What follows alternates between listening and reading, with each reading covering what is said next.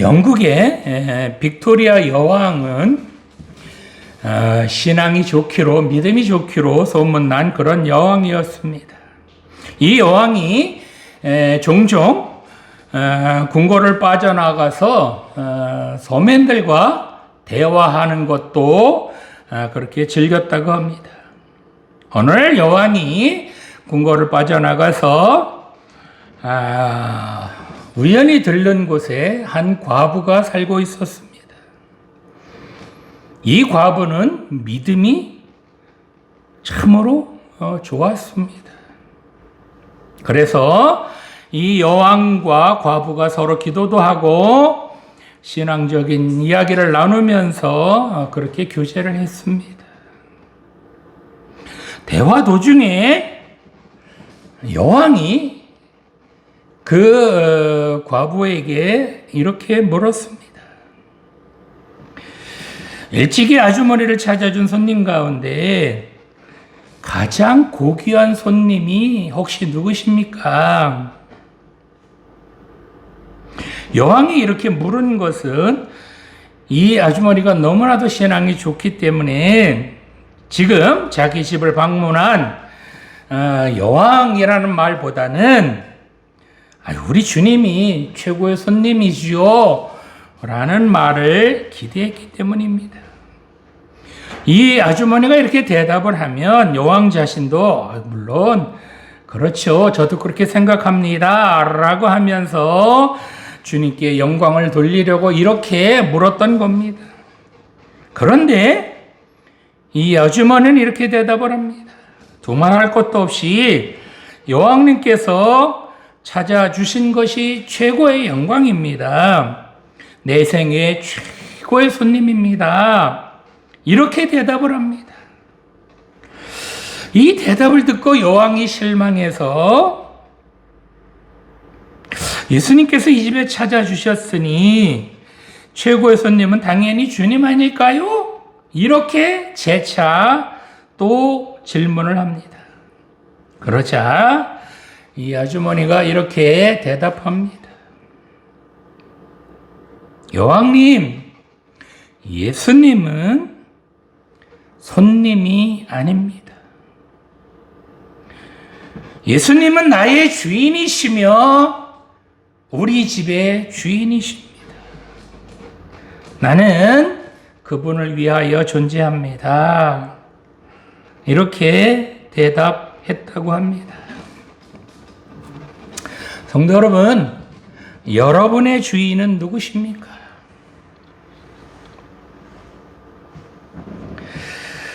오늘 주신 본문의 배경을 살펴보면 하나님께서 이스라엘의 초대 왕으로 세웠던 사울을 이제 버리시고 사무엘 선지자로 하여금 다윗에게 기름을 부어서 이스라엘의 새로운 왕으로 그렇게 세우시는 그런 장면입니다. 하나님께서는 어떤 사람을 하나님의 일꾼으로 사용하실까요? 하나님께서 일꾼을 세우시는 기준, 그 기준은 어떤 것일까요?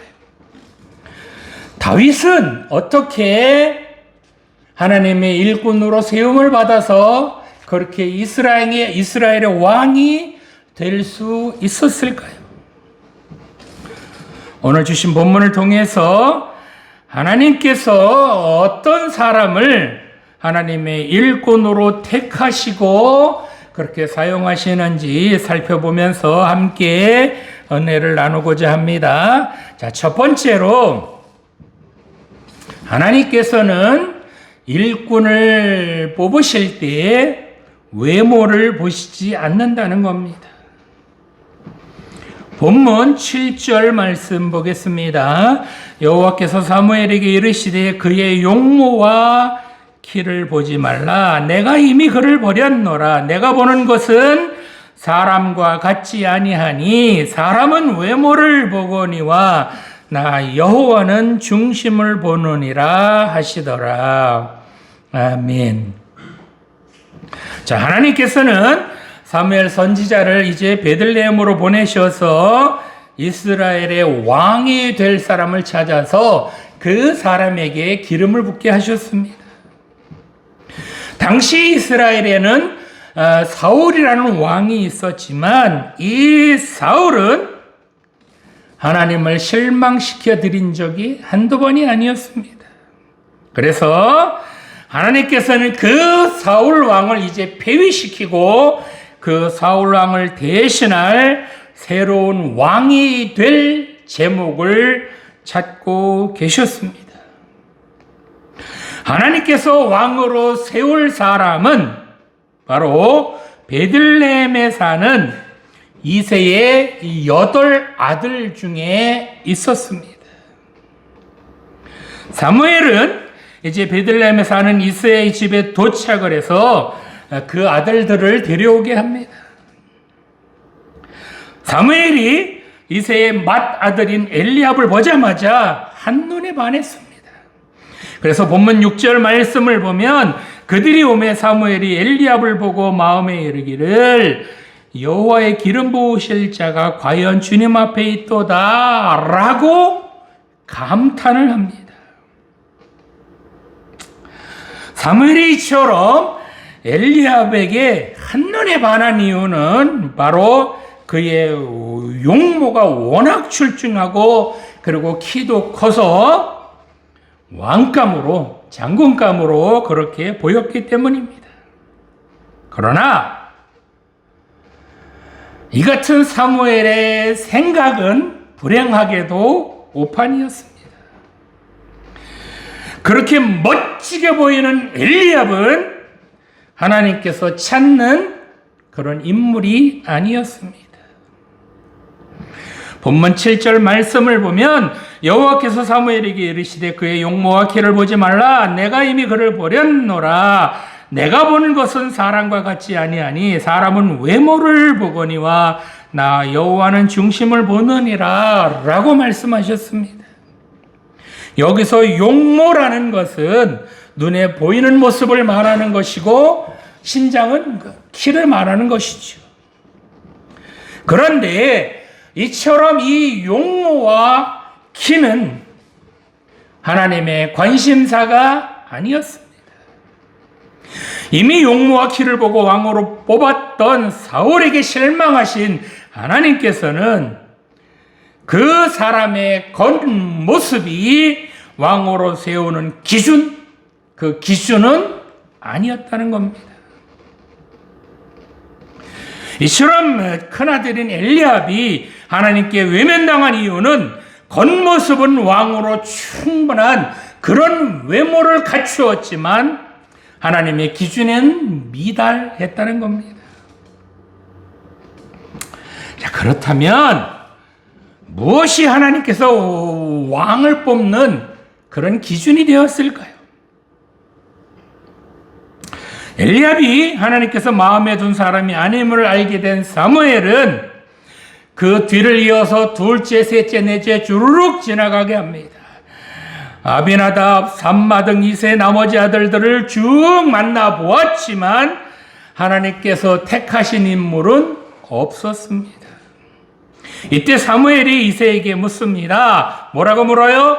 다른 아들은 또 없느냐? 이게 다냐? 라고 묻습니다.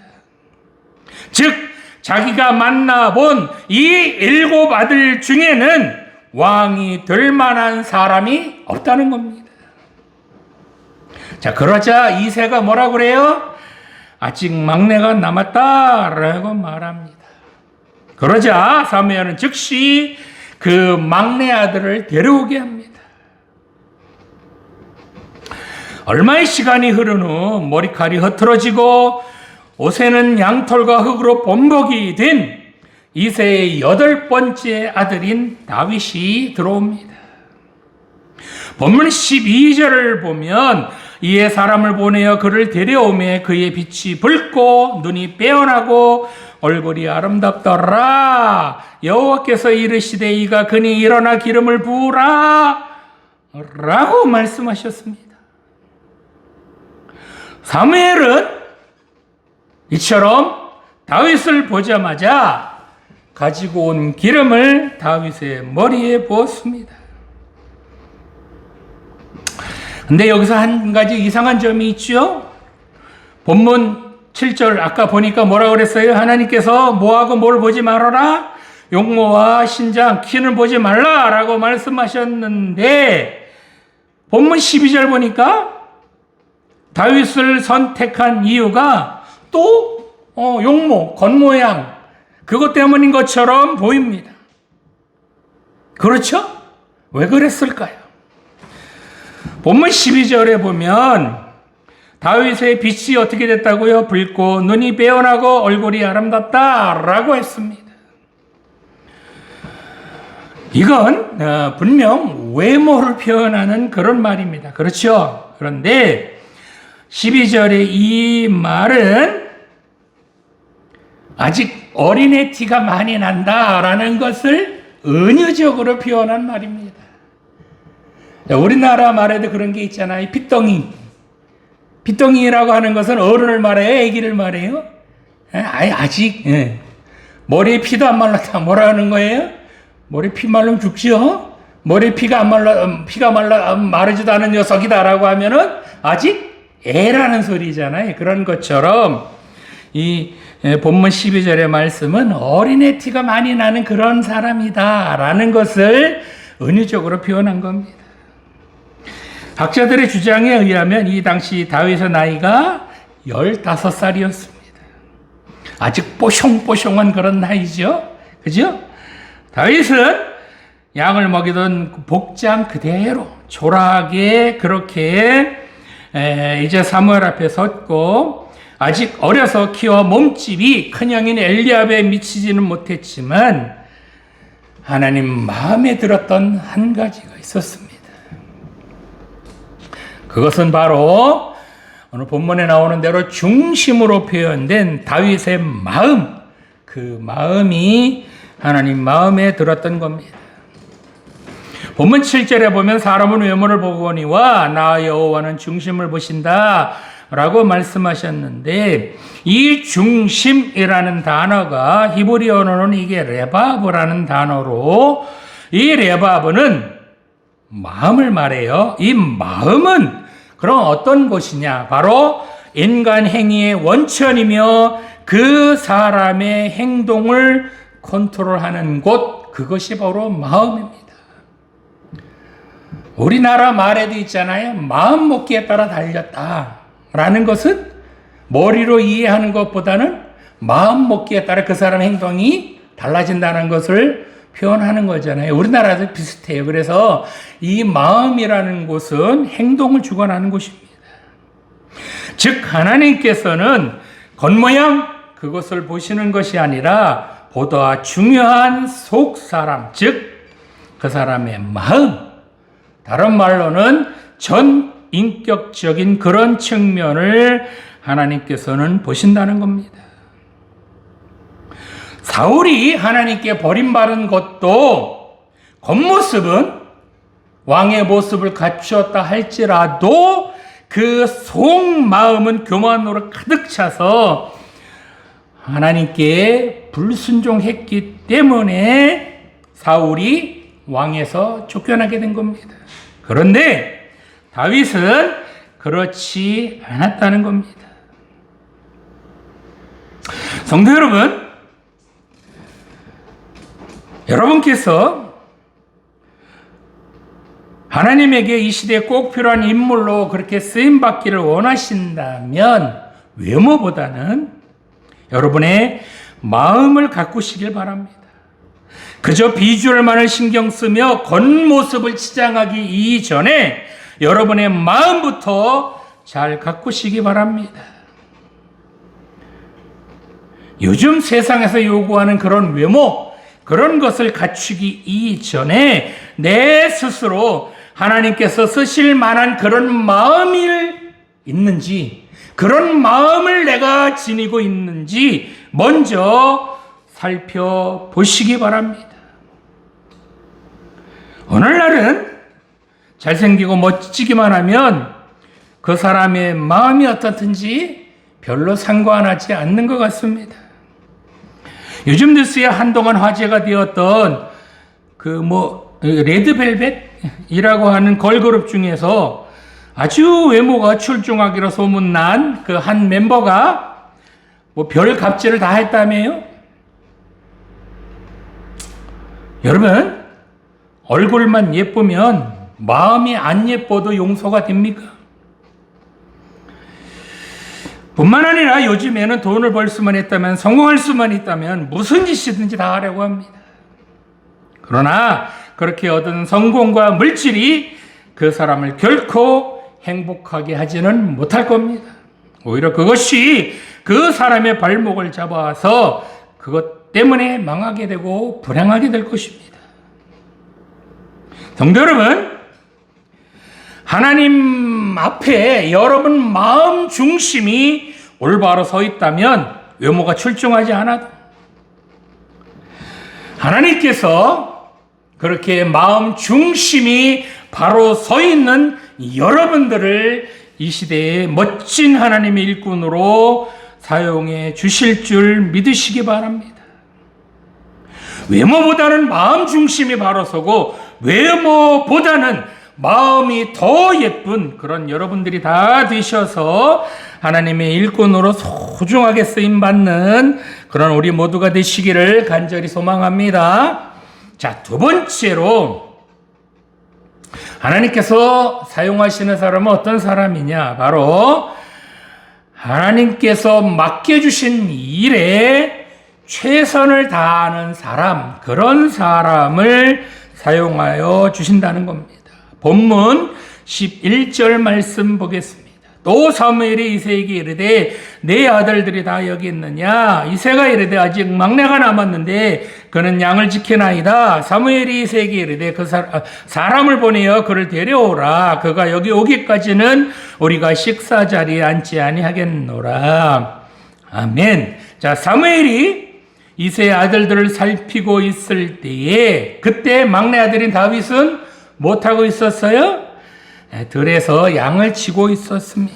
본문 5절 말씀을 보면 사무엘이 이새의 아들들을 제사 자리에 초대합니다. 이 제사는 화목하게 하는 그런 제사로 짐승을 잡고 온 가족이 모여서 함께 식사하는 그런 자리입니다. 그런데 그 가족 중에서 다윗이 없잖아요. 다윗이 이 자리에 없었다는 것은 바로 다윗이 아버지나 형제들의 그런 관심에서 벗어난 그런 상태에 있지 않았나라는 것을 짐작하게 합니다. 이것은 아버지 이새의 말에서도 드러납니다. 본문 11절 말씀에 보면 아직 막내가 남았는데 그는 양을 지키나이다. 이 문장을 히브리어로 보면 단지 뭐뭐이긴 한데 라는 의미를 가진 부사인 이 요드라는 단어가 사용되었습니다. 즉 아버지 이새가 막내 아들인 다윗에게 그 녀석 있긴 있는데 뭐 이런 식의 말투거든요. 그러다 보니까 아버지가 다윗에게 별다른 기대감은 갖고 있지 않았다라는 것을 말해줍니다.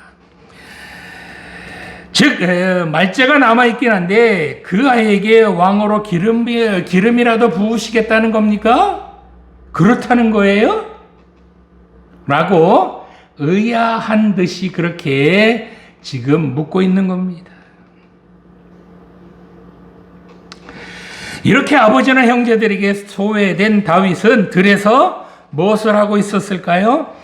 본문 11절을 보면 그는 양을 지키나이다 라고 그렇게 말하는데 이 말을 히브리어로 보면 이게 분사 형태로 나와요. 즉 늘 양들을 지키는 것이 다윗의 몫이었다, 다윗의 일이었다라는 것을 알 수 있습니다.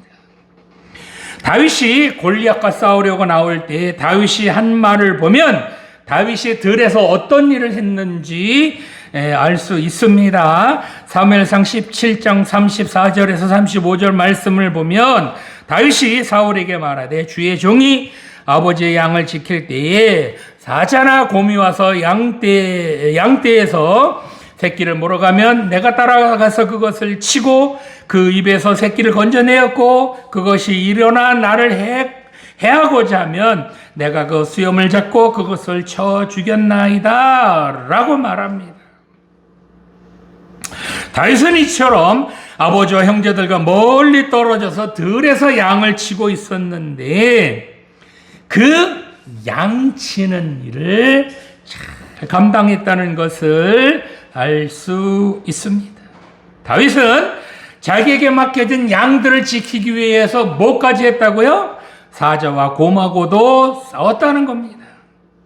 즉 이 말은 자기에게 맡겨진 양 한 마리라도 잃지 않기 위하여 목숨을 다하여 그 양들을 지켰다는 겁니다. 이렇게 자기에게 맡겨진 양들을 최선을 다하여 지키는 모습, 그 모습을 통해서 하나님께서는 다윗에게 하나님의 백성을 맡겨도 그 백성들 중에서 단 한 사람이라도 잃지 않겠구나 라고 하는 그런 든든함을 다윗에게서 보았다는 겁니다. 비록 다윗은 키가 크지도 않았고 힘도 세지도 않았지만 자기에게 맡겨진 양을 최선을 다하여 지키는 모습, 그 모습을 하나님께서 보시고 그것보다 더 큰 일, 즉 하나님의 백성을 맡겨도 잘 감당하리라 라고 판단하셨다는 겁니다. 사실 어린 다윗이 들에서 사자와 곰과 싸우면서 홀로 지낸다는 것, 그것은 결코 쉽지는 않았을 겁니다. 형들이 7명이나 있어서 자기가 그런 일을 하지 않아도 될 건데, 그런데 다윗은 그런 일을 맡겨주신 아버지에게 불평하거나 또는 형들에게 원망하거나 그렇게는 하지 않았다는 겁니다. 충분히 불평하고 원망할 만한 그런 조건과 상황임에도 불구하고 다윗은 불평 대신에 그 맡겨진 일에 최선을 다했다는 겁니다.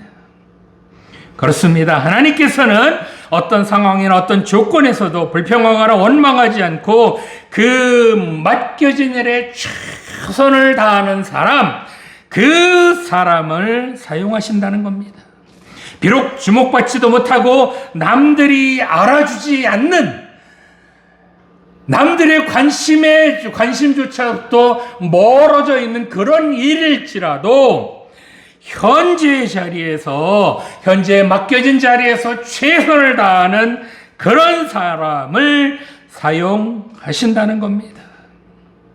그렇습니다. 하나님께서 어떤 사람을 사용하고자 하실 때는 그 일을 최선을 다하여 정말 맡겨주신 일을 잘 감당하는 사람, 그런 사람에게 하나님께서 일을 맡겨주신다는 겁니다. 즉 어떤 일이나 어떤 어려운 일, 어떤 정말 힘든 일을 맡겨도 불평하거나 원망하지 않고 최선을 다하여 잘 감당할 그런 사람을 하나님께서 사용하신다는 겁니다. 마태복음 25장 21절 말씀에 보면 그 주인이 이르되 잘하였도다 착하고 충성된 종아 네가 적은 일에 충성하였음에 내가 많은 것을 내게 맡기리니 내 주인의 즐거움에 참여할지어다 라고 말씀하셨습니다. 아무리 작은 일, 아무리 하찮은 일을 맡길지라도 최선을 다하여 충성하면서 그 일을 잘 감당하는 사람, 그런 사람이 하나님께 칭찬받을 뿐만 아니라 그런 사람에게 그것보다 더 큰 일을 맡겨주신다는 겁니다. 성도 여러분, 어느 자리에 있든지 불평하거나 원망하지 마시고 늘 최선을 다해서 맡겨주신 사명 잘 감당하시기 바랍니다. 그러면 언젠가는 하나님께서 여러분을 소중한 하나님의 일꾼으로 사용해 주실 줄 믿습니다. 아무리 작은 일을 맡겨주실지라도 그 일에 최선을 다할 때에 하나님께서 더 큰 일도 그 사람에게 맡겨주신다는 겁니다. 그러기에 지금 여러분들이 하시는 일, 그 일에 최선을 다하십시오. 그럴 때 하나님께서 더 큰 일도 여러분들에게 맡겨주실 겁니다.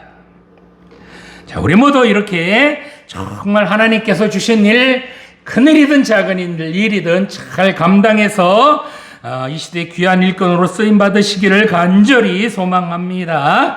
자, 마지막으로 하나님께서는 믿음으로 순종하는 사람, 그런 사람을 사용하신다는 겁니다. 본문 12절 말씀 보겠습니다. 이에 사람을 보내어 그를 데려오매 그의 빛이 붉고 눈이 빼어나고 얼굴이 아름답더라. 여호와께서 이르시되 이가 그니 일어나 기름을 부으라 하시는지라. 아멘. 자, 아버지께 제일 사랑받아야 할 막내 아들인 다윗이 거친 들에서 양을 치고 있었다는 사실은 참으로 놀랄만한 일입니다. 다윗 말고도 양을 칠 만한 형들이 위로 줄줄이 7명이나 있었지만 막내인 다윗이 양을 치고 있었다는 것은 다윗이 아버지뿐만 아니라 형들에게도 순종했다는 것을 알 수 있습니다. 아버지가 너 가서 양 쳐라, 그렇게 말할 수 있죠. 아니면 아버지가 형들에게 맡겼을 수도 있을 겁니다. 그런데 형들이 뭐라 그래요? 형들은 귀찮잖아요. 멀리 떨어져 있으니까. 그러니까 막내 네가 좀 갈래? 이랬을 겁니다. 그뿐만이 아닙니다. 사무엘 17장에 보면 이스라엘과 블레셋 사이에 전쟁이 있었는데 형들이 이 전쟁에 참가합니다. 그런데 아버지가 다윗에게 형들에게 음식을 가져다 주면서 형들의 안부를 살피고 증표를 가지고 오라 라고 심부름을 보냅니다. 그런데 다윗이 일찍 일어나서 아버지가 명령하신 대로 그 전쟁터로 심부름을 갑니다. 그런데 그 전쟁터에 나가면 죽을 수도 있고 다칠 수도 있습니다. 그렇죠? 그런데 다윗은 아버지 왜 나를 이런 데 보내요? 라고 원망하거나 불평하지 않고 그 말씀에 순종했다는 겁니다. 이처럼 형들을 만나기 위해 우연히 전쟁터에 왔다가 골리앗이 하나님을 모독하는 그런 광경을 봅니다. 그런데 이스라엘 백성들은 단 한 사람도 하나님을 모독하는 골리앗에게 대항하지 못합니다. 이 광경을 본 다윗은 도저히 참을 수가 없었습니다. 끓어오르는 울분을 억누를 수가 없었습니다. 왜요? 하나님이 지금 모독당하고 계시니까. 그래서 자기가 골리앗을 쓰러뜨리러 나가겠다라고 말합니다. 그러자 형인 엘리압뿐만 아니라 이스라엘 백성들 그리고 사울 왕까지도 다윗을 말립니다. 골리앗도 어려 보이는 애들 같은 다윗을 업신여깁니다. 그러나 다윗은 겉모습으로는 상대도 되지 않을 그 골리앗을 물맷돌로 쓰러뜨려 제압하고 맙니다. 여러분, 이런 용기는 어디서 오는 것일까요? 당연히 하나님을 믿는 믿음에서 옵니다. 사무엘상 17장 37절 한번 찾아볼까요? 오늘 본문에서 한 장만 넘어가면 됩니다. 17장 37절 함께 한번 읽어보겠습니다. 시작. 또 다윗이 이르되 여호와께서 나를 사제의 발톱과 곰의 발톱에서 건져내셨은즉 나를 이 블레셋 사람의 손에서도 건져내시리다. 아멘. 이렇게 말하죠. 이 말은 다윗이 양을 지키기 위하여 사제하고 곰하고 싸울 때 자기가 힘이 좋아서 이긴 거다? 능력이 좋아서 이긴 거다? 그것이 아니라 하나님께서 자기를 지켜주셨기 때문에 그렇게 양을 지킬 수 있었다라고 하나님께 그렇게 감사하는 겁니다.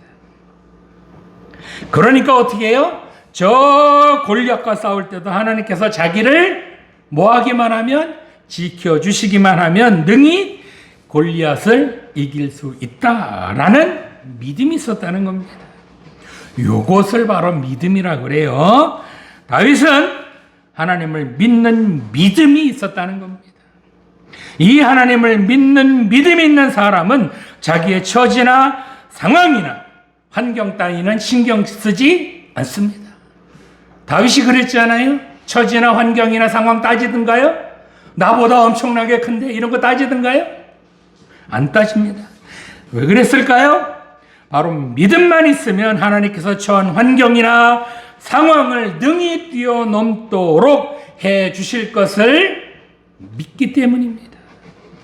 그러나 큰아들 엘리압은 이런 믿음이 없었기 때문에 자기가 골리앗을 대적하지도 못하고 벌벌 떨면서 양들 어떻게 와 하고 이 전쟁터에 왔느냐고 그냥 애꿎은 다윗만 야단치고 있습니다. 결국 다윗과 엘리압의 차이는 뭘까요? 하나님을 경외하는 믿음의 차이가 있었다는 겁니다. 다윗은 하나님을 믿었습니다. 그렇게 다윗이 하나님을 믿으니까 이길 수 없는 적도 물리쳤습니다. 이것이 바로 믿음의 힘입니다. 믿음은 외모가 작은 사람의 인생도 크게 만든 것이 바로 믿음입니다. 믿음은 겉이 초라한 사람의 삶도 아름답게 만들어 줍니다. 이것이 바로 믿음의 힘입니다. 믿음은 능력 없는 사람도 능력으로 만들어주는 것, 능력 있는 사람으로 만들어주는 것, 그것이 바로 믿음이라는 겁니다. 자, 이 믿음은 어디서부터 나올까요? 바로 말씀에 순종하는 데서부터 나온다는 겁니다. 즉, 마음으로부터 말씀에 순종해야 믿음이 생긴다는 겁니다. 순종이란 믿어져서 순종하는 게 아닙니다. 믿어지지 않을지라도 하나님 말씀에 순종하다 보면 어느샌가 저절로 믿음이 생긴다는 겁니다. 다윗의 외모를 말해주는 16장 12절 보면 그의 빛이 붉고 눈이 빼어나고 얼굴이 아름답더라 라는 말에서 이 얼굴이 아름답더라 라는 표현을 히브리어로 보면 이게 보기에 선하다, 믿음직스럽다 라는 그런 의미입니다. 이 표현은 하나님 말씀에 순종하고 그 말씀을 믿는 믿음이 있는 사람에게만 사용하는 그런 표현입니다. 다윗은 어린애였습니다. 핏덩이에 불과했습니다. 외모도 불품 없었고 힘이나 능력이 있었던 것도 물론 아니었습니다. 그러나 다윗에게는 7 형들에게는 없는 것이 한 가지가 있었는데 그것이 바로 이 믿음이 다윗에게는 있었다는 겁니다. 오늘 예배 드리시는 청년 여러분도 하나님께 쓰임받고 싶으십니까? 그러면 하나님 말씀을 믿고 그 말씀에 순종하시기 바랍니다. 하나님께서도 요즘 세상에서 흔히 말하는 금수저니 흙수저니 그런 거 하나님께서 따지시겠습니까? 비록 흙수저 같을지라도 은수저 같을지라도 볼품없을지라도 하나님 말씀에 순종하는 사람, 믿음을 가지고 당당하게 세상에 맞서는 사람, 하나님께서는 이런 사람을 사용하여 주시어서 그 사람을 다이아몬드보다 더 빛나게 해 주실 것 믿으시기 바랍니다. 하나님께서는 오늘도 이런 사람을 찾고 계십니다. 이 부르심에 여러분 어떻게 응답하시겠습니까?